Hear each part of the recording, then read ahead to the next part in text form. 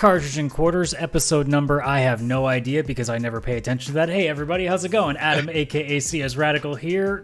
Chris, aka Jin and Chris, is here with us.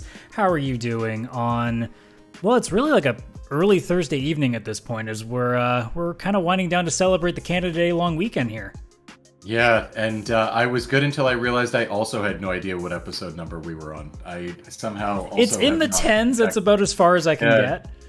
I don't understand why. But I mean, hey, we're hitting double digits, huh? I mean, Pixel Play I gave up a long time ago. I know it's a number, and I know it doesn't start with 1. That's how far I've gotten. Yeah, you guys were in like the 60s or something. I think we're in 70s now, actually. Yeah, 70s now. Yeah. I mean, I enjoy it, so just keep it going.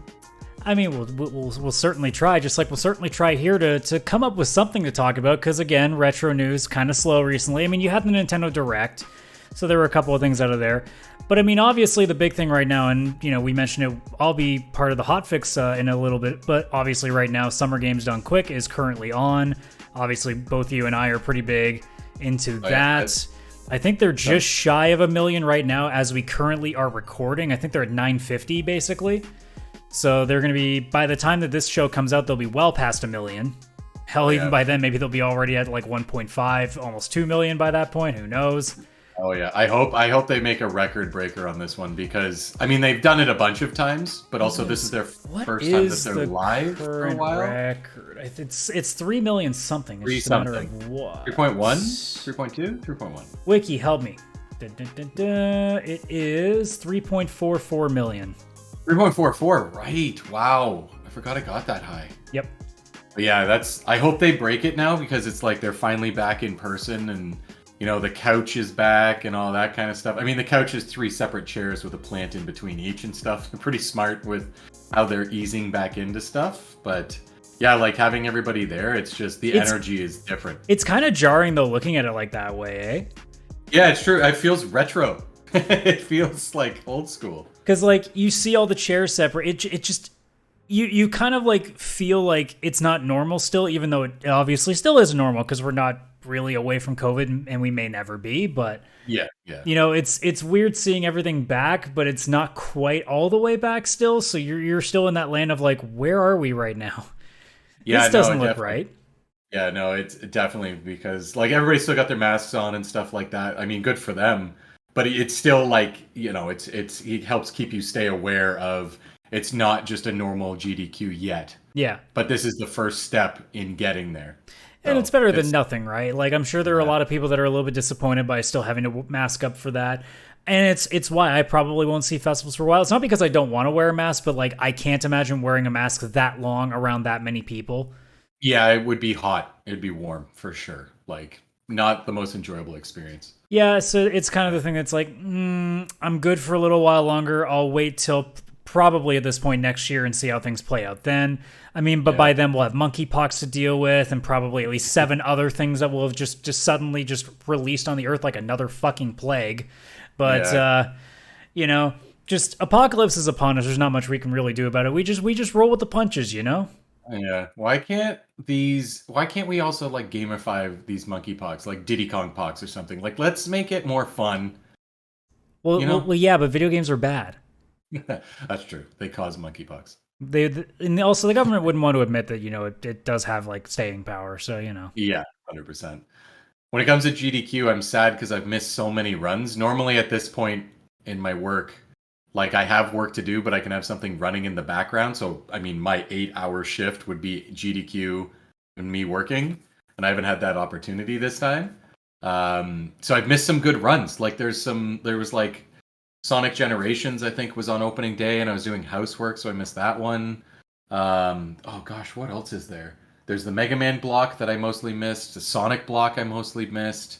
Yeah, I've definitely caught a few of the VODs, but like it really what happens with GDQ always is that once it's over, I kind of like look at the highlights they do and see where like all some of the good stuff was, and I see anything interesting in those highlights. I go, okay, I don't know what that game is, but that was a funny moment. I want to see what happens in the rest of it. Yeah, that's smart. They also do a recap at the end of the day, which I really like. And I keep catching that because it's on at like 11 p.m. and that's when I can definitely have GDQ running. So I'll have, Kung Fu Fruit Cup and Vegeta and stuff, Spike Vegeta, they're all going to be there, and they do their little recap of the best moments. And some of them come up, and I'm like, whoa, like, I wish I had seen that run. That's crazy. Yeah. Yeah, like there was some Link's Awakening on Switch, I think it was. There was like a 2-person race, and they were like, up until the final boss, like screen for screen, same moment. Like it was seconds away for so long until the very end where one pulled away, and it was like there's so many clips. I've got to go back to so many VODs. I feel like it's going to be a big part of my evenings for a while. Yeah, I've currently got the Final Fantasy VI randomizer just sitting in my queue, like waiting for when I have 2 hours free to go watch that. So like, there's stuff that I'm ready to go on. Yeah, it's already happened. The VOD's already happened. So all right, I got to go back and watch that one. It's sitting there waiting for me to be like, all right, fuck everybody for 2 hours. We're sitting down and watching this because I ain't stopping this video. Yeah. That was a big one. And there's like an Ocarina of Time randomizer where it's 2 people, like co-op randomizer, like one's in the adult Link world and one's in the young Link world or something, and they have to like get items back. Like I haven't seen that before, and I need to. There's actually a bit of crossover between the Final Fantasy IV racing community that I have here for the randomizer and the Ocarina of Time randomizer. There's a few people that do both, so interesting. I mean, those are 2 fantastic, utterly fantastic. Well, yeah, the timeline's very close to each other, so they're both like classic games to most of the people that are running these, so it does make perfect sense. That is true. It's not like it's, Celeste mixing with freaking, like, I don't know, like Mario RPG or anything, Yeah, that is true. Oh, so many runs that I've heard are on there. I just got to go back.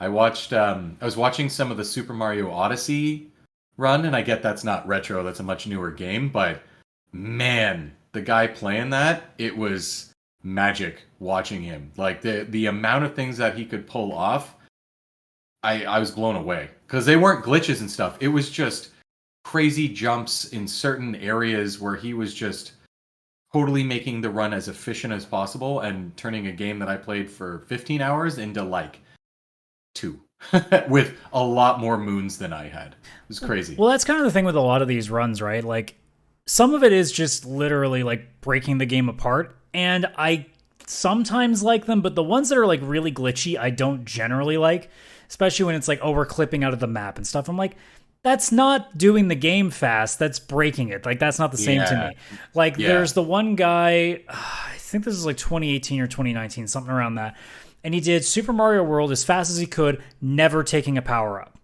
Yes, that was one that of my kind of stuff runs. Is impressive to me. Yeah, because you're not breaking anything.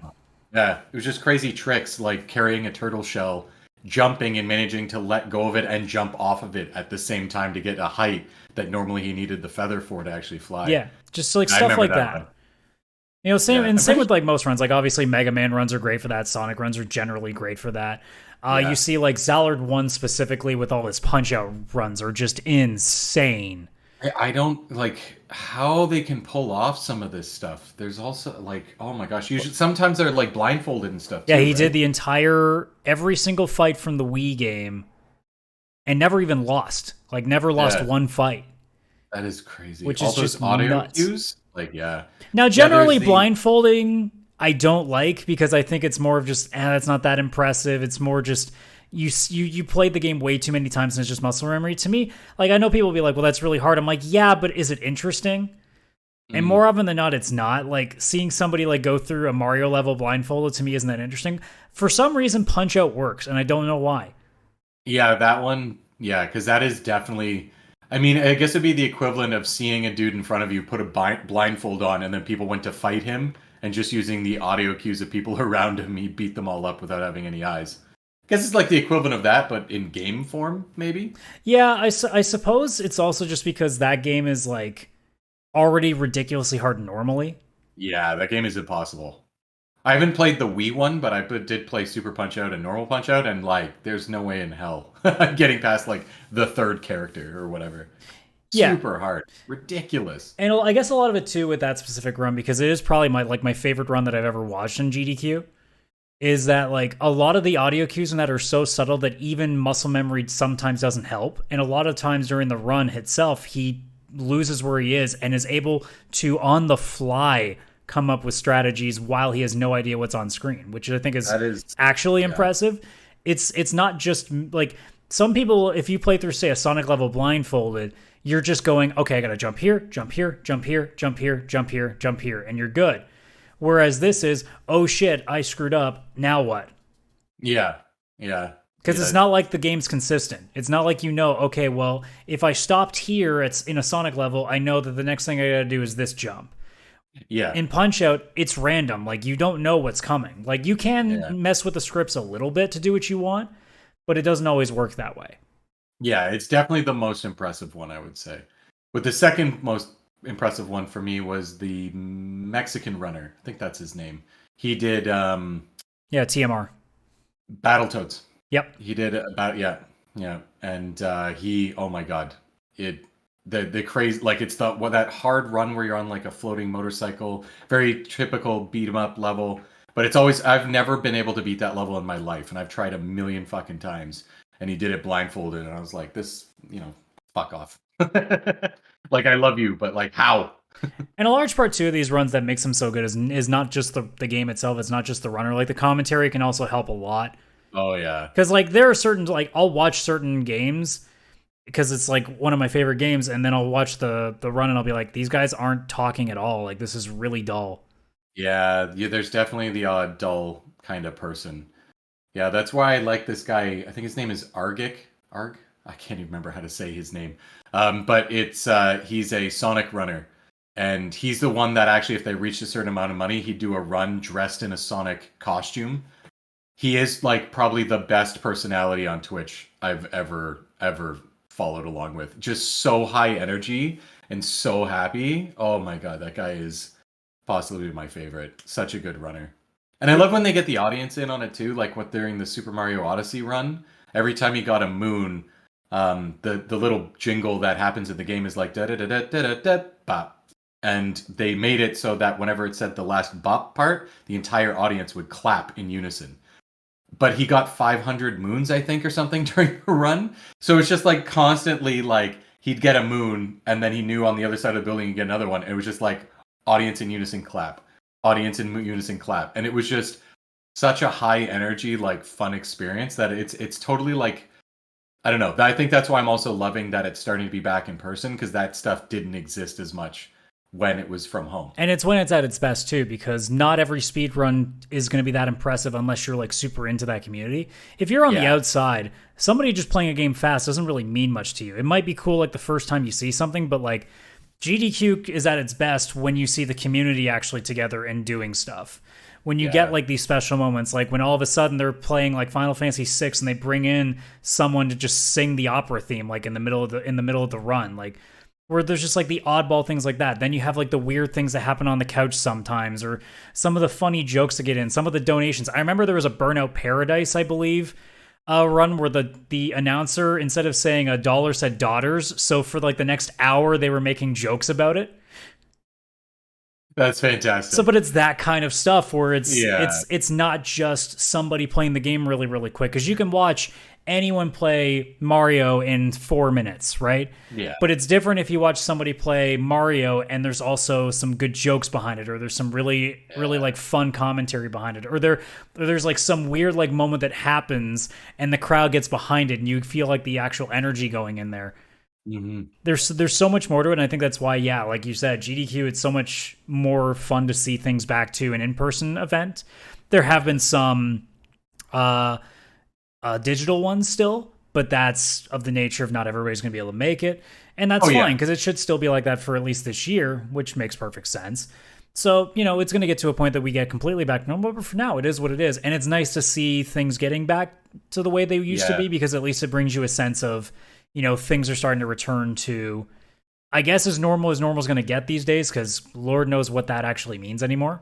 Yeah, no, it's going to be a while, if ever, but we'll always feel a little bit more normal to us, even if stuff isn't fully changing itself, right? But yeah, obviously, if you don't even know what Games Done Quick is, I suggest you go to Twitch and check that out. I mean, it's hard to miss. It's probably at the top of Twitch right now, because I think, I'm looking at it right now. It's got 74.5 K views viewers right now. So it's the grand du jour going on right now on Twitch. So you should be checking them out and obviously supporting them, because they do great charity work. So Oh yeah, Doctors Without Borders right now, and then the Prevent Cancer Foundation for their January run. Yeah. Awesome game, done quick. Yeah, fantastic. Great charities. I buy a T-shirt and a hoodie and stuff every single time. Plus, you can use your Twitch Prime subscription to like just give a free a free sub to their channel on Twitch, which all goes to the charity. Plus, you can actually just donate money towards prizes. I was jealous. They have a Steam Deck as one of the prizes. I was like, what the hell? Dang it. And I'd already donated.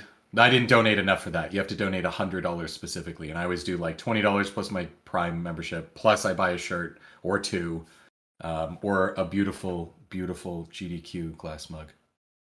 There's always something. And now, obviously, when this podcast comes out, it'll be Saturday morning. They are done the following Sunday. So you got, if anybody catches the show as it's releasing, like, make sure you catch them either, tonight or tomorrow, because that'll be when it's done. So, or either that, or just check out their YouTube channel, because that's where they're going to post all the runs. If you see a game you want to see something interesting of, do it. Yeah, I almost feel like probably most of their views end up on YouTube after the fact, because everybody who watches it live probably watches some stuff again on YouTube, and then everybody who missed stuff checks on YouTube. Yeah, so it's kind of hard to catch everything when it's a 24/7 thing that happens for like a week. So yeah, I've definitely had it where I can't sleep at 3 a.m. and I'll grab my iPad and throw it on. I'm like, oh, and it's always the most obscure crap at 3 a.m. Like it's like the horror block, the like crap game block. There was a specific year. It was probably 17, I think, 17 or 18, where I legitimately every night put it on while I was in bed and eventually fell asleep to it. Yeah, I've done that. Oh yeah, I've definitely done that. It's relaxing because also it's like the crowd is definitely a lot more calm. I've definitely seen somebody sleeping in the audience during this time. Oh yeah, it 100% happens. You try to stay up, it's not always going to work out. Yeah. Oh, GDQ, I love you. I love when it runs. But otherwise, so like I said, at the aforementioned Nintendo Direct, there wasn't too much retro-wise. There were really just two things. Obviously, the jarring remaster of Pac-Man World was one of the things that stood out because I'm like, wait, I forgot about that existed.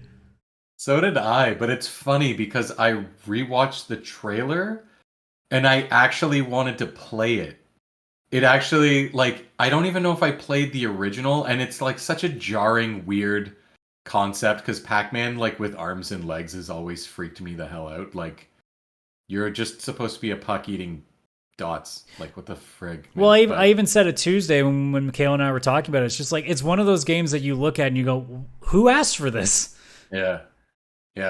But it's funny because I think if that, like, I don't know if I'd buy it, but I think if it came to, I don't know if it's only on Switch as well, but if it came to, say, PlayStation and ended up on the extra tier of PS Plus, or ended up as a monthly PS Plus game, or it was on Game Pass or something, I would definitely install that and give it a go.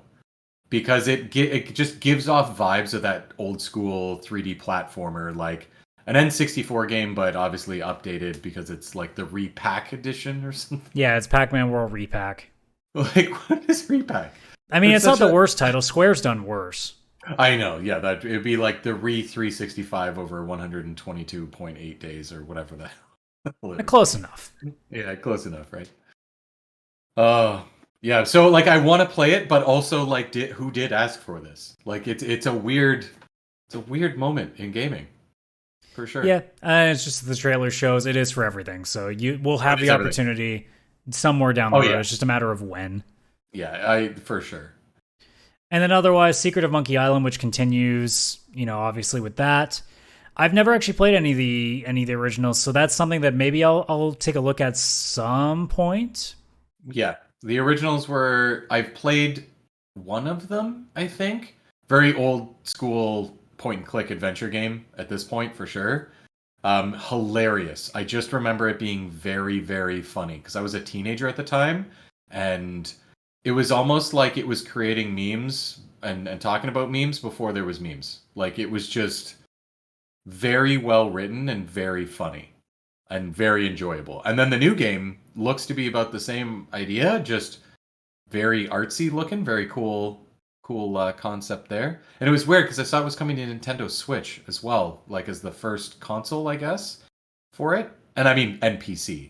I would pick it up on PC. It's just, it'll be interesting to see some of these point and clicks that were so very PC specific back in the day, are starting to get like controller support and move to consoles, which is bonkers, but also kind of makes sense. Like, definitely makes sense at this point. I mean, at this point, too, put it on whatever you can fit it on. Like, nowadays, you might as well. I mean, back in the day, you really only had a couple options. And generally, you would build for console if you wanted to, you know, get into people's homes and, you know, be a little bit more, you know, affordable, or you're already owned by a company, so it didn't matter. Or you went to PC because you could do whatever you want because it could handle it. Yeah, exactly. Yeah. But back in those days, yeah, it was literally like, okay, can it run on console? No. All right, I guess we're building for PC. Now it's like, all right, I guess it can fit on everything. Oh wait, except Switch most of the time. Sorry. That is true. That is true. Switch will get this. This doesn't seem to be demanding at all with the way they went with the cool art style. And I know a lot of fans were like upset about the art style and then went at the developer being like, why does it look like this? And then the developer... Yeah, but they totally care about the series, guys. Like, that's how much they care, that they're willing to throw threats at the guy who freaking created the game. I know. Praise this guy, because I can't remember his name, but he just came out and he basically was like, it's my game, you can all shove it. Well, yeah, he basically said, look, I'm not going to make any more comments now. Like, if you know, I'm not going to be wasting, like, realistically, he was wasting his fucking time deleting shit and trying to like ignore this stuff when he could have been building the game that apparently these people love so much. Yeah. And it, like we were talking about it last week about just how toxic this fucking culture is, but my God. Oh, yeah. Like, okay, let's just assume that they actually do care about the license. You're showing that you're showing it in the worst possible way because I don't know how you kicking and screaming at these things suddenly makes it better. No, it definitely doesn't.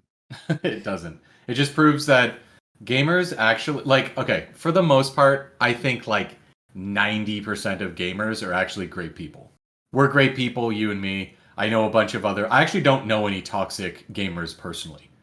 But I think that the 10 or even less percentage of gamers that are toxic are just so vocal.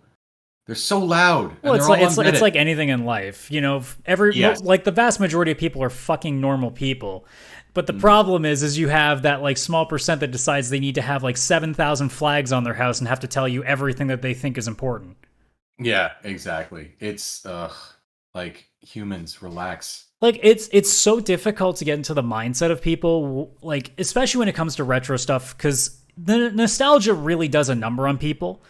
Because, I mean, I can understand it in this aspect. For a lot of people, the stuff they grew up with is like the last like semblance of when life didn't suck. Like, let's be real here. A lot of the things that we treasure was because we were kids and, you know, we didn't have to worry about adult shit. Yeah, no, it was like you had a great day and then you played a great game and then you left and had a great day and fell asleep thinking life is perfect. Like, even in the worst days of getting bullied in elementary school, I at least didn't have to go to fucking work. I didn't have to pay bills. I didn't have to pay attention to the fact that this world is burning down, that the fact that the entire, like, our country, the country below us, and all of the other crap going on in the world is just absolutely destroying each other. Yeah. As a kid, it was just like, this guy made fun of me. Boo-hoo. I'm going to go play video games now. Yeah, exactly. Now it's, oh my God, I have so many bills to pay. Oh my God, am I going to make rent this week? Oh my God, like I have to deal with this stuff with my family. Oh my God, like the world's burning down. I guess I'm going to go play video games now. It's almost the same thing, but in reality, there's a little less weight back then compared to now. Yeah, I think we also just, like we had zero responsibility. Like we could play video games because we did not care. And then after that, we did whatever we wanted. Now we don't. Like you used to have like the police toys where you'd have like the ball and chain, but it was like this little tiny like Fisher Price like friggin' like ball and chain foot cuff. That's what we had as kids. We have the actual real thing now on our feet today. That's the difference. I never leave this desk. I can't. So, like, in a way, I understand why some people get really passionate about older games, because, I mean, obviously, we're making a podcast about it. It's no surprise that we do think. We yell about Square all the freaking time. Actually, and Sega. Those seem to be the two that we target the most in the last, you know, how many ever episodes we've done. But it's not... We never sit here on the show and suddenly go, like, you know what needs to be done? We need to threaten the life of the people that create this stuff. Yeah. And that's the part that I'll never get. like I've been extremely depressed. I'm pretty sure, like, without going to a psychiatrist, I have a feeling that I might be bipolar. So like there's a few things going on here with me, and yet not once have I thought, you know what I want to do? Kill somebody. Yeah, no. So like that mindset I can't get. Like other things that we talked about last week too, with how we treat women in games or treat people of color or people of different genders altogether. There are a lot of things I don't get. And here's another one where it's like, oh my God, I don't like the art style. I hope you die. I'm like, you like this game though, right? Yeah, it makes no sense. Because like, as you mentioned, yes, we make fun of Square and Sega. One, we're only serious to a point. Yes, we're actually upset at some of their business decisions. But there's like being like, Square, why is this the business decision you did? That's such a stupid idea. You know, you've kind of ruined this. What the hell? Versus, we're going to figure out who the hell made this decision, find them, threaten them, and make them scared for their goddamn life. Like, of course, we're not going to do that. There's called reasonable people. Like, that's just what we are, to an extent, obviously. It also reminds me, like, remember Wind Waker when it first came out and how everybody thought it was going to be the worst thing ever? Yeah. And obviously now it's gotten an HD remake. People like that. Like, it's almost like we're unable to handle change. Oh, yeah. And yeah, like, no I also want to remind people as I quickly Google this because I didn't think to check ahead of time. But Return to Monkey Island is not a young game. Like, just to remember, people, like, this isn't a game that came out 5 years ago. This isn't like Last of Us' 4th remake, okay? Like, this is a game, as I'm still scrolling, trying to find the Wikipedia page for it. I think maybe there was one in the 2000s, maybe. It's not helping because Wikipedia's not giving me a link right away. That's amazing. Oh, I think Return to Monkey Island might actually be... Oh, it might be a new one. I think it's a new one. I don't think it's... No, it's not a... It's brand new. The new one coming out, it's a brand new... I keep thinking it was a remake of something. No. It is a brand new one in the series. Okay, well, the series itself has been going on since 1990, so... Yeah, they're old. It's not like it's, fresh. No. So change is kind of an inevitability. Yeah, in the same way that, like... Look, Final Fantasy is really old. We may not like the changes, but we had to know that it wasn't going to be the same game over and over again. It had to, unless you're Dragon Quest, in which case it never changes. But sure. No matter how old a game gets, you're always going to have like that one thing where you're like, man, that's not what I remember. To which I go, okay, don't fucking play it. Yeah. Or here's the other idea. Try it. Maybe you'll like it. And worst case scenario, oh well, somebody else is going to, because it's more people that get to enjoy this thing that you like. It's that biggest part of this culture that I hate, because whenever something tries to do something new, they always go, oh, that's not what I like. I'm like, yeah, we know, but that doesn't mean it shouldn't ever happen. Like, the fact that games try something different means that more people can get into it, which means you have more people to talk to about the thing you like. Like we said last week, where we talked about how friggin' guy gamers don't want girls in gaming because, wait, you guys wanted girls in this gaming field. What do you fucking want? Like, that's kind of where it stands here. You want the things that you like to make new games. You want the things you like to evolve, but then they do that and you don't like it. So what do you actually want? Yeah. It's that thin line that we tread with retro gaming, where it's like, you bring something back from the dead, but if it's not in the specific way you like it, you think that it should never exist. I'm like, okay, well then the other solution is that it doesn't happen at all. So which one do you want? Yeah. Do you want the game to remain dead, or do you want it to actually live on? And as much as I may not like certain things when they get redone or when they make changes, at least it's still there. At least there are still options on the table for people. Yeah. Oh, for sure. I hate the new Final Fantasy games, but at least the series is still going. Yes. And it's not like, well, I guess in 15 there is an argument near the end, the quality died off. But it's not like they're totally butchering it by just making it not run or something like that. That's different. Like, they're making different choices. And I know people that genuinely love 13. Yeah. Albeit to them. Doesn't matter. I have no problem saying I hate 13's system, But that doesn't make me go, that should never have existed. It goes, all right, it wasn't for me. I'll go find something else. And that's where Persona came in. That's where Trails of Cold Steel came in. That's where Yakuza would come in.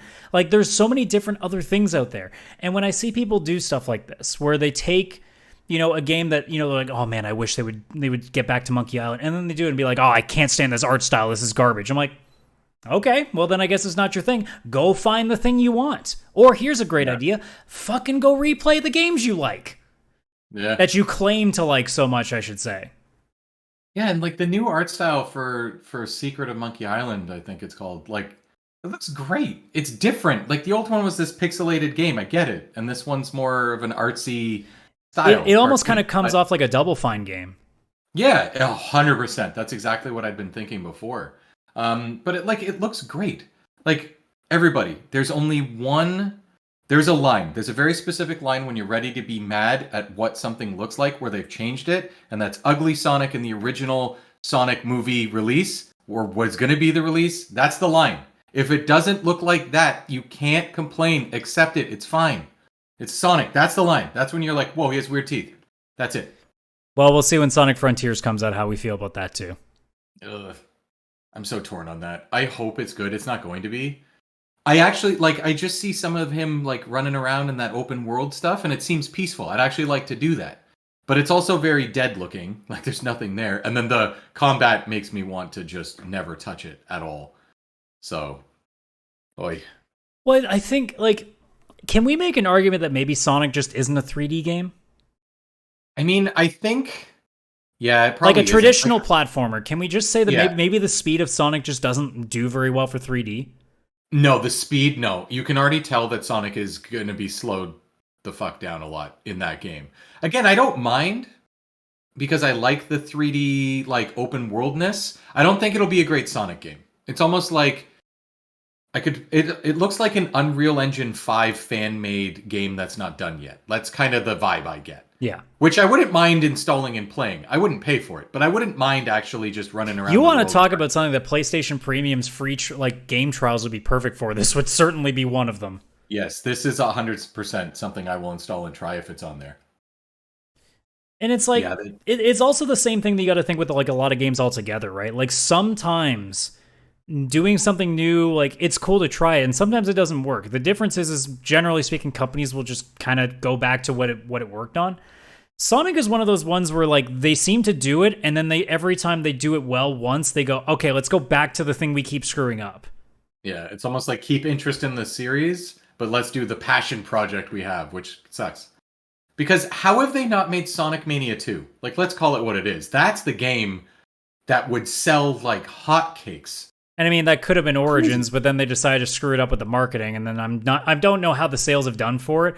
I've also heard that actually the way that they've remade some of the games is actually nowhere even remotely as good as how Mania did. Yeah. Because I've seen Digital Foundry's video on Origins, and it looks like it's fine, but the quality isn't the same level of what Mania did. Yeah. Which is disappointing. It is definitely disappointing. And if you use the same developers for Mania, they're basically fans of Sonic themselves, right? You go to them like, hey, do you want to make a Sonic Mania 2? Chances are they'd say yes, or they'd be like, all right, not yet, but soon, yes, we want to. I'm honestly even surprised that they haven't just gone to them and be like, all right, guys, do you want to just make do you want to make Sonic 5? Yeah. And just do it. Yeah. I'm surprised they're not just now having a series of Sonic games made by them. Because they could keep having one out every 2 or 3 years, I bet. I'd pick it up every time. Yeah. I probably wouldn't even wait for a sale because that's how good I thought Mania was. Mania was fantastic. Yeah. And because, even then when it released, I think it was only $20-something. It's like the new Ninja Turtles game. Yeah, but it took the old levels, made them a little bit better, and then added other levels into it that were completely brand new, but honestly felt like they belonged. Yeah. Yeah, that team knows what they're doing, and that's who should be running Sonic. If they want to do their 3D stuff, no prob. If you want to do that, fine. But you should be putting your bread and butter out there because we know that that's the bread and butter is because if you ask any longtime Sonic fan where the best games are, they'll always start with all the 2D ones. You'll never see somebody break out Sonic Unleashed as top 5. No. It's not going to happen. And even then, the 3D ones that I like Sonic Adventure, but it's more because of a very corny reason. It's a very campy kind of corny game, lots of good one-liners and stuff. I more think that game's funny. But even then, my actual 3D game I like of Sonic is Sonic Generations, which isn't even really Which it has is 3D both, levels. really. Yeah, it's because it goes both, and the 3D is more just like a hold down a button. Yeah, it's almost go. like an on-rail course in a way. Yeah, it's absolutely on rail. Yeah. So it's kind of like you get to do one version of an old school level 2D, reimagined kind of, but for the most part stays the same. And then you get to do this 3D on the rails version of the same level. And it was just interesting seeing both perspectives. So it never really, like, that was perfect. And then when they were talking about Sonic, what was that one? Sonic Forces or whatever that was? Because that was supposed to be connected to Mania and everybody was all hyped. Was it the one that you had to create your own character for? Yeah, that was Sonic Forces. God, I haven't played it yet. I have it. I don't want to touch it. Like, I don't know. I probably will because I think there's a couple good 2D levels in there with Classic Sonic, and I want to play them specifically, see how they feel. But my God, like, how did they not just either make Sonic Generations 2, because that sold well and received well. And there was a lot of levels they could still take from. Oh, 100%. Yeah. Do that and also Mania. And tie those together. Make Sonic Mania 2 or Sonic 5 or whatever, and make a Sonic Generations. And then it's kind of like classic Sonic in Generations is the same Sonic as from Sonic Mania. And we keep seeing him go back and forth between the 3D version of Sonic and going back. Like, that's kind of cool. I would like if they went back and forth like that. And I'd buy every single one of those games nonstop. Because they could just keep pumping those out forever and people would love it. Yeah. I mean, because going back to the Monkey Island thing, it's like, look, with Sonic, like we said, if you want to do the 3D games, no problem. But make sure you're keeping a steady flow of the stuff that's working. It's the same argument that I pull in Final Fantasy. Look, I get it. You guys want to be like the utmost of like graphical like cutscene potential. Fine, do what you got to do. If you want to make your crazy ass games, go for it. If you want to make your now, I guess your kaiju battle Final Fantasy, which is what 16's turning into, cool. Do what you want to do. Give us a fucking old school one though. Like, you should be able to do both. I don't understand how you have this massive company and you can't find like 20 people to make an old school game that can cost $20. Yeah. That feels like an old school, like Super Nintendo era Final Fantasy. It shouldn't be hard. But it's like it lends to that conversation that I think we've had before where I don't think Square enjoys that. No, I think it bothers them that they're like typecasted into one, not even a genre, because they still make like, well, it's they're making it easy to typecast them because they sell off all the companies that do the other things good. Yeah, that is true. Because they made like Triangle Strategy, which is extremely well received on Switch, which is just Final Fantasy Tactics, but they wanted to make something that wasn't a Final Fantasy Tactics because they don't want to be typecasted into one franchise. And it's like, they could have just made that, like, fine, make Triangle Strategy, but also make a Final Fantasy Tactics. Which is hilarious because their biggest games are like 4 things. It's Final Fantasy, it's Dragon Quest, it's Kingdom Hearts, and it's Star Ocean. Yeah. So, like, Square, you keep going back to the well. So clearly you know where you're making your money from. Just own it. Yeah. You can do both. Yeah. Yeah, they've tried, and some of them have gone well. Like, Octopath Traveler was great, I thought. Triangle Strategy, great, stuff like that. But I don't know. Yeah, like they gotta just make a good Final Fantasy turn-based. It's just unbelievable. Like, you even look at the list of things that have yet to come out. So right now you've got obviously Kingdom Hearts 4, Dragon Quest 12. You got the HD 2D remake of Dragon Quest 3, which we thought looked really amazing when that trailer came out. Picking that up for sure. Final Fantasy 16, the Crisis Core remake. Yeah. Front Mission's getting redone. Valkyrie Profile is getting redone, although that trailer looked like ass, so that wasn't a great sign. Yeah, that didn't look great. I think they're making another Octopath kind of game called the Diofield Chronicle, I think it's called. Okay. And beyond that, obviously, you have all the Final Fantasy like 7 remake stuff that they're doing too. But like, most of the games they're producing at this point are like their core licenses. Yeah. They're not doing like new IP generally. Not generally. No, they'll do the odd JRPG style game. or some mobile crap. Like But even then, I think you're those seeing are Final Fantasy. Forspoken, you're seeing Harvestella, which was also in Yes. the Nintendo Direct. But for every one of those, there's 4 things with Final Fantasy's name on it, Yeah. right? Yeah. 100%. Even their mobile games, which make them apparently a lot of freaking money. It's like a Final Fantasy, it's a Dragon Quest. It's always one of them. You'd think too, with the fact they love their mobile games so much, they could put a team of like 10 people together and just make like a really basic, like bare bones JRPG for a mobile game. Yeah. Yeah. But they don't. No, they don't. It's one of those cases. I love how somehow we still made this into the What the Fuck Square app podcast, but hey, it's just how we roll. But yeah, like in all things together, going back to where we were before we got in this tangent, it's just I don't have a problem with games trying stuff that's new. Apparently a lot of fans seem to, even though they claim to love the series so much, but like I don't mind things being new. It's just, my expectation is that if you made your money doing a certain thing, I would anticipate that at some point you're going to go back to it because that's where you got your audience in the first place. You want to keep them happy. We see Resident Evil do it. Resident Evil is now focusing a lot on first-person games, but they're still remaking their third-person ones to be like, hey, here's a bone to throw you guys while we experiment with this new thing we're trying. Yeah, 100%. So, like, yeah, I don't have a problem with both ways. It's just my problem lies in the fact that, like, people aren't even willing to give it a chance yet. Yeah. Every time it happens, like Wind Waker was a great example, but we've seen it with other franchises where as soon as they try something different, everybody flips out, and it's like, guys, let the frickin' game come out first. Yeah, exactly. Especially if it's over just like a slight art style difference, like give it a chance. You might love it. You probably will. I remember people getting so nervous about Kingdom Hearts 3, and I went, guys, wait. You know it's going to be a convoluted mess. Just wait for it. And then everybody was like, oh, the story doesn't make sense. I'm like, yeah, that's a Kingdom Hearts game. That is exactly what I asked for. Yeah, when did it make sense? I asked for a game that was full of Disney nostalgia and complete nonsense, and that's what I got. Yeah. I think maybe the first game made sense to me. It didn't answer all the questions, but at least I understood the whole thing. After that, I was like, what? I don't even know who these characters are. How far are we from that series starting to be retro? Oh, it is retro now. The first one? Yeah, the first one. First one was March. Yeah. This March, it became retro. Gosh. Oh, I still remember picking that up day one. So I guess the next one would be Chain of Memories. When is that going to be? That's got to be next year. That is it's 2004. So we're still a ways away from Kingdom Hearts starting to become more of a retro series. But hey, that's a me problem at the end of this decade. Now all I can hear is the Traverse Town music in my head. It's so calming. Well, let's end that because it's time for your favorite game.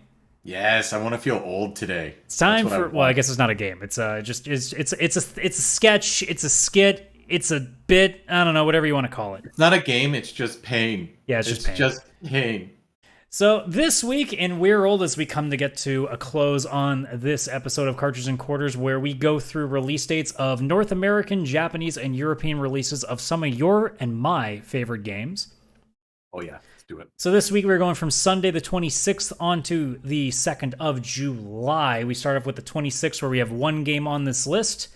2000 for the N64 here in North America. We had Kirby 64, The Crystal Shards.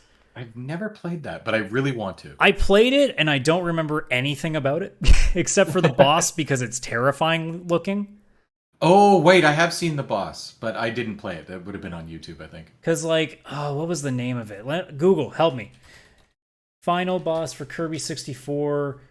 Oh, the Miracle Matter. It was that weird, one eye, fucking creepy looking angel thing. Oh, ugh. Yeah, that was nightmare fuel for kids. Yeah. Typical Japanese game. Always putting nightmare fuel for the kiddies. It's also really weird when I hear an N64 game that releases in the 2000s because it blows my mind that I keep forgetting. Oh, yeah. Because it's so 90s, but it lasted... I mean, it came out in, 96 or 95? That makes sense. 6 years later. You want something crazy. So, you and I would agree that the NES is what we consider a classic console, right? Oh yeah. So... when do you think was around the time that we considered it that? When do you think you personally thought the NES was a classic console?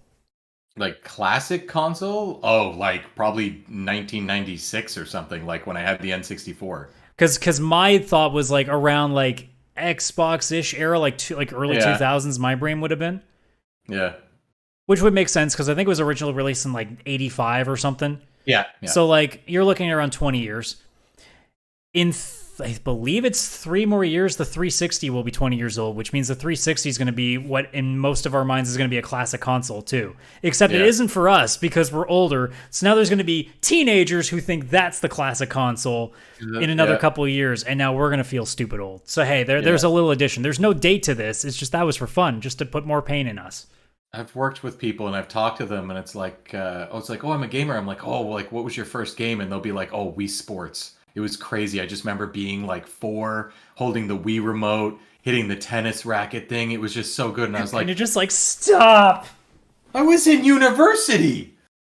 I was graduating. There's going to come a point where people are like, oh yeah, I grew up with like Final Fantasy 15. And we're like, oh no. Oh yeah, those poor people. Yeah, it sucks. Those people don't know life without the internet. That's their problem. Yeah, God forbid that, right? Yeah. Remember life without the internet? I've tried not to. I do remember. I remember it fondly. I think it may be too much. I think I need to just disconnect from the internet sometimes. It depends on how you look at it. Like, I've never really had the problem of being too deep on the internet. I can always like just find something else to go. Because again, being a gamer, like it's easy to sit in front of a TV and not do much else. Oh yeah. But like COVID really told me right away how much I appreciate the internet, because not being able to see anybody and having no problems to finding solutions to that was great. Yeah. Oh yeah, 100%. Imagine COVID during dial-up. Nope. Right? I'm not dialing up anything. I will play Command and Conquer Red Alert 1 on repeat. That's all I think I would have done. That's all you could do. That's all I would have had access to. You know what else you could have done? What? On June 27th, you could have been in 1997 if you were Japanese on the PlayStation 1 playing Time Crisis when it first came to consoles. Oh, first came to consoles. I didn't realize it came to consoles that early. Yeah, the original one. When did it actually come to arcades? I think it would have been a year before. Oh no, 95 in December it came to arcade machines altogether, which makes sense because when you really look at it, it does look like a really blocky, shitty looking PlayStation game. Oh, now I'm afraid to look at it again because in my eyes, like when I go back and see memories of playing it, it looks like 4K perfect. Like it's. Well, yeah, it's like that picture that you see of like how I thought realistic games looked like back when I was a kid, and it's just like original like Daytona, USA. It's just a block. Yep. It's just We're like, it's never gonna get better than this, and here we are in 2022, being like, shit, it got real better. It did. Oh. But yeah, like I don't remember that many arcades around me that had the first one. It was always the second one that I had. Second. Yeah, second. And then the third was the big one because you had like the multiple different guns. Oh yeah, you did. Oh, because like that was two was the best one, but 3 was really cool because you could just hit a button on the side of the gun and you could switch to like shotgun or machine gun. Yeah. And you felt like such a badass when you were firing the machine gun because of the thing shaking in your hand as you miss like 90% of your shots. Yeah, that was motion control. Oh no, Rumble. That would Rumble before. Oh no, Rumble was already around on consoles. I was like Rumble before Rumble, but no, it was already. But yeah, that's it for those 2 days. Pretty quick on those. Now we start picking things up here. The next 3 days, there's a lot of shit, so we got some ground to cover. So, I almost said July. June 28th, 2002, we got 2 games here. First one was a European release for the Game Boy Advance. We both like this game. Breath of Fire 2. On Game Boy Advance. Ooh, yeah. Re-release, I guess. 2002. Nice. I still gotta go back to those games. Yeah, that's definitely a series that we've said it before. Like, I've never played 3 and 4. I need to rectify that at some point. Yeah, I gotta rectify finishing those ones. Own them both. Never finished either. Yeah. 2 I like a lot as well. So I've never finished any of them actually because I've never. Back in those days, it was hard to finish JRPGs because you're so easily distracted as a kid. It was so easy to find something else. Yeah, oh for sure. The first 2 are on Switch Online, so I'm like 10 hours into the first one. The issue is the first one's very grindy. It is. So it's mostly like pick up Switch, spend 2 hours grinding levels, put Switch down, prepare to do the same thing again tomorrow. It feels like those are the kind of games nowadays, if I want to go back and play, I need to come back with a Game Shark. Yeah. And just like, here, get me early XP so I don't have to grind nearly as much and just bolt through it so you can experience the story a bunch. Yeah, oh, 100%. Yeah, or some sort of modded version of the game on PC where it's like already level 99, so just go have Speaking fun. of games that should get brought back, I think we've said that like at least 3 times on the show as well. Yeah. Also in 2002, another JRPG, this time a Japanese release, Golden Sun: The Lost Age, also known as Golden Sun 2. I've never played a Golden Sun game, and I feel ashamed to say They're that. really good. I've heard they're very good. And also, also quite adult, actually. Kind of in a sense of like how Earthbound can take some really touchy subjects. Like Golden Sun was actually relatively like it wasn't. It was still like a game that kids could apply to, but there were some themes in it that were definitely very adult. Was that a Nintendo IP? It was made by the same people, I believe, that did the Mario Golf games. I think Camelot did it. Camelot. That's let me verify that. I'm pretty sure though that was Camelot. Yep, it was Camelot Software. Okay. And I think they were under Nintendo at the time. Yes. If Nintendo owns the rights to that, what the hell are they doing with not having a new one? Currently they're doing all the Mario Sport games right now. No, but like, come on, Nintendo. Like, you don't have a good first-party JRPG. The last one they did was 2010, Golden Sun Dark Dawn for DS. So yeah, it's been 12 years. Yeah, it's been 12 years. And like, honestly, that's something they could bring back easily for Switch and people would buy too. That's the thing. Yeah, because Switch is already also a portable console, and they definitely sent that to portables only. It was like a Game Boy Advance game that went to DS. Come to think of it, Nintendo doesn't really do a lot in the JRPG department. That would actually work out really well. Yeah, they have Earthbound. They're not going back to that. They have Golden Sun. They're not going back to that. They've only got Fire Emblem. And even then, that's not a turn-based JRPG. It's what's a tactical? Yeah, it's more of an SRPG. Strategy? SRGB. SRGB. Oh my god, what had happened to me? It's not an sRGB, Chris. Stop looking at your flashy lights over there. SRPG.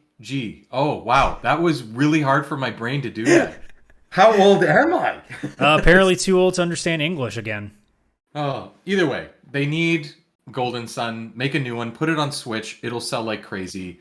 It's a perfect JRPG system. It's perfect. Do it. And then here comes the last one. I had to Wikipedia this because there are some fun facts about this game. So, 1991 for the Game Boy in Japan, Final Fantasy Adventure. Oh, yeah. But here's the fun background about Final Fantasy Adventure. So there's a few things that, if you've never heard of this part of the Final Fantasy series, here's some fun facts. So, this released in Japan not as Final Fantasy Adventure, that's what we got. It's actually known as Seiken Densetsu Final Fantasy Gaiden, or simply Seiken Densetsu, which is also known as the Mana series. Yeah. So that game is actually the first Mana game, which led into games like Secret of Mana. And that game was also re-released, I think it was for Game Boy Advance, as Sword of Mana.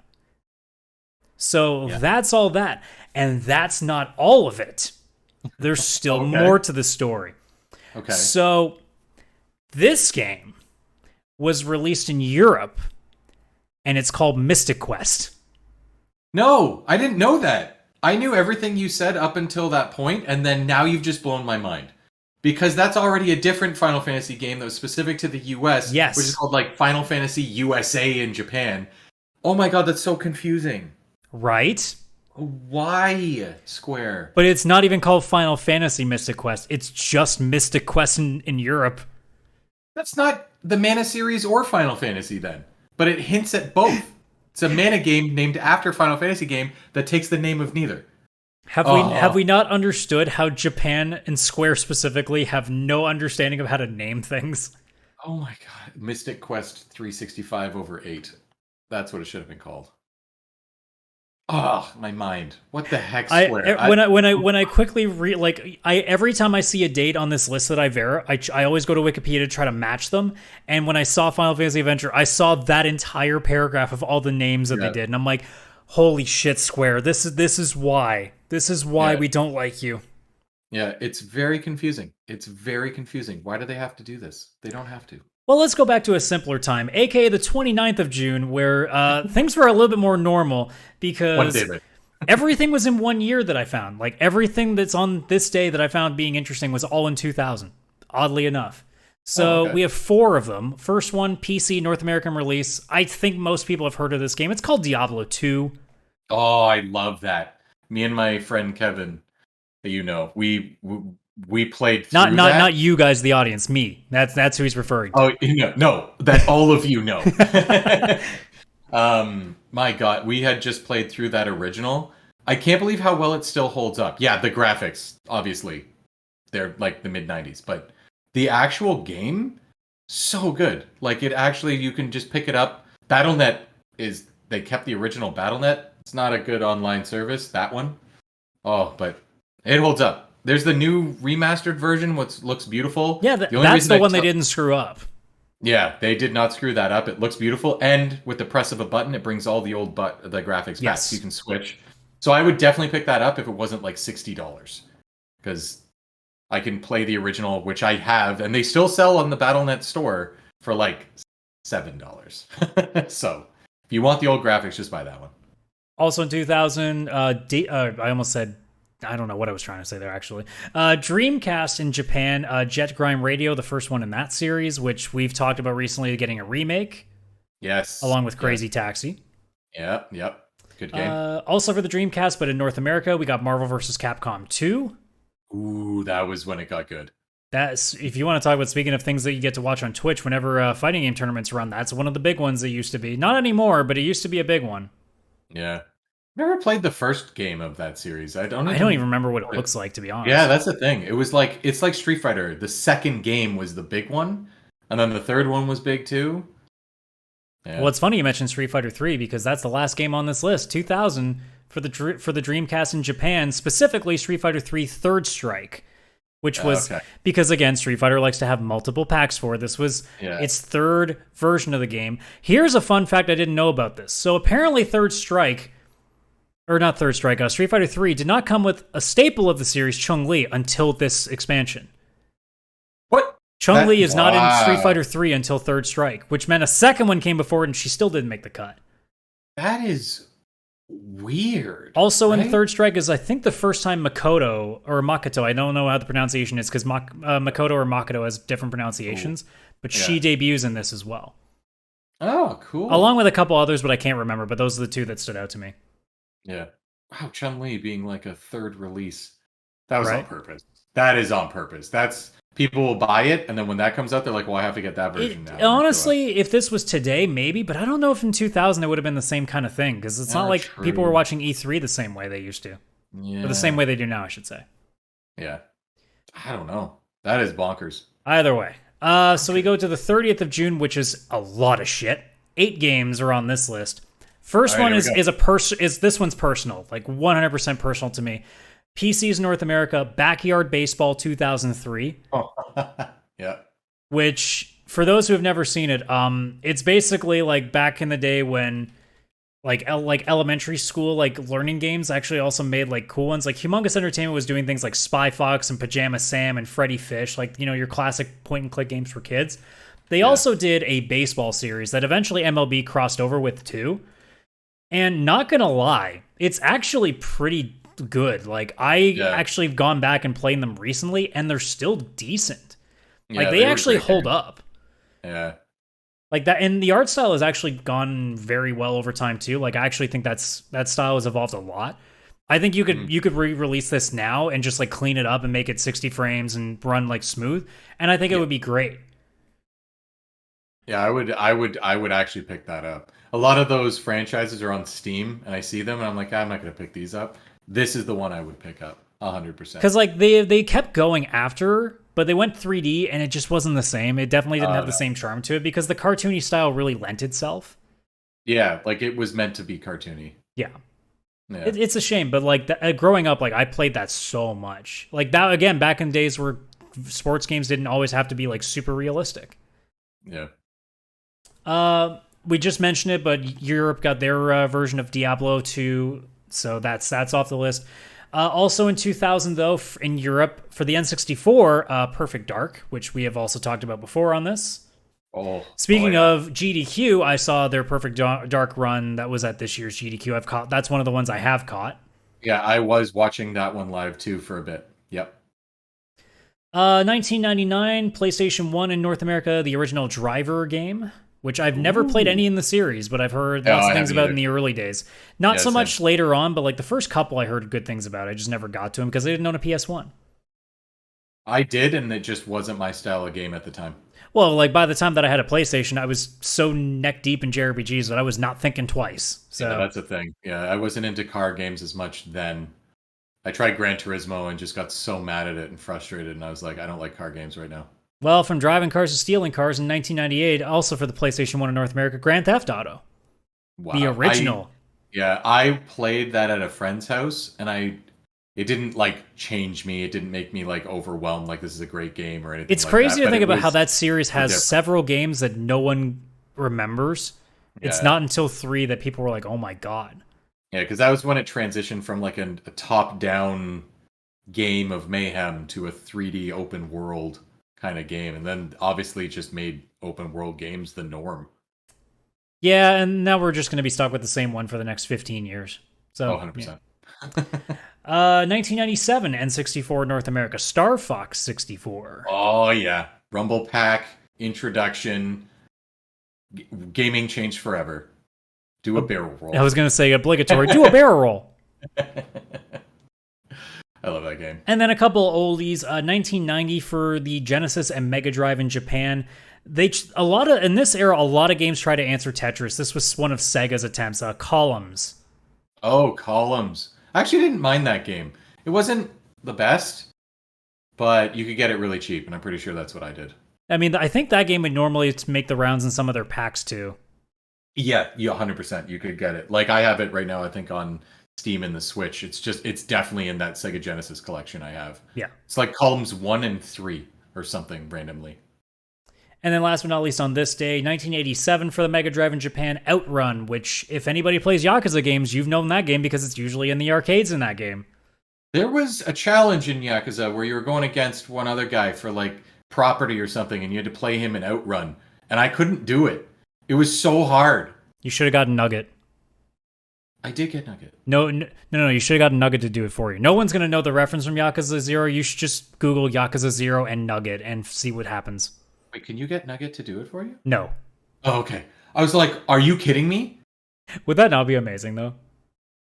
Again, we're not giving you context, folks. Like, you're going to have to go Google that for yourself because you're going to have to just go Google Nugget. You have to just watch the cutscene for itself and understand. Or just play Yakuza 0, which also I should suggest. Fantastic game. We're not on a retro show, so I'm not going to suggest you new games. Get out of here with that. Yeah. Oh, no, that'd be a new game, yeah. Actually, wait. Oh, crap. I got to check this now. Is the original Yakuza retro now? It's almost. Okay, 2005. Okay. Oh, yeah, we got a few years, actually. We're okay still. All right. We're okay. There is nothing on the 2nd. So today in gaming, there is nothing. So we're going to finish off with the 1st of July, Canada Day for us, that we have already passed by the time the show is out. 2 games. One of them very close to I Know You. And the other one, well, I guess it's close to some people, but not so much anymore because the last time they did one was terrible. But 1999 in Japan for the PlayStation 1, Dino Crisis. Oh, yeah. Dino Crisis. AKA the game that everybody keeps rumoring is getting a remake, and then another year passes where it doesn't get announced. We are going to be rumoring that for another 10 years, and we still will not get it. And maybe Beyond Good and Evil 2 will come out finally. Also... Probably not. Probably not. And then otherwise, 1991, Duke Nukem for the MS-DOS in North America. Oh, Duke Nukem. So good until it was not. You used to be so much better. You used to be beautiful. Although those kind of games would not fly now. No. That specific kind of character would just not fly. No, yeah, it'd be very different. Very different. Actually, I just don't think you could do it. Either that or it would be like parody now rather than being like... Yeah. Because I'm pretty sure like that was like the stereotypical like badass character back in those days. Whereas if you made a Duke Nukem game now, it would be to parody what masculinity, yes, like the worst parts of what masculinity looks like. Yeah, if they were smart, they would do a parody / like satire take, and because it would still be funny, it definitely would, and that would be and they'd be safe. That would keep them safe because there's no way they could do a lot of that. It just wouldn't. Because nowadays, everybody knows what a man looks like. It's Cloud in a dress. We all know that that's the truth. Yeah, that's a real man, guys. See, he did that to save someone else. He got the pretty dress he wanted, and he got to save somebody. Did Duke Nukem do that? And look fucking gorgeous while doing it. I mean, what? He did look good. He pulled that off like crazy. And in the game, and I'm not going to give any spoilers, but I think it was Tifa sees him in the dress and goes, Cloud. He goes, killed it. I know. Assuming you got the good one. Assuming you got the good one. Yeah, I think the I was like Cloud. You look. Yeah, nailed it. I got it. Let's go. Yeah, exactly. When he did that, I was like, man, the personality that they have put in these characters compared to the original, they did it. Like, that's fantastic. It's the thing I kind of disagree with a lot of complaints about Remake is people are like, oh, the story's kind of weird and convoluted now. I'm like, yeah, maybe, but they also made things a lot more fun now.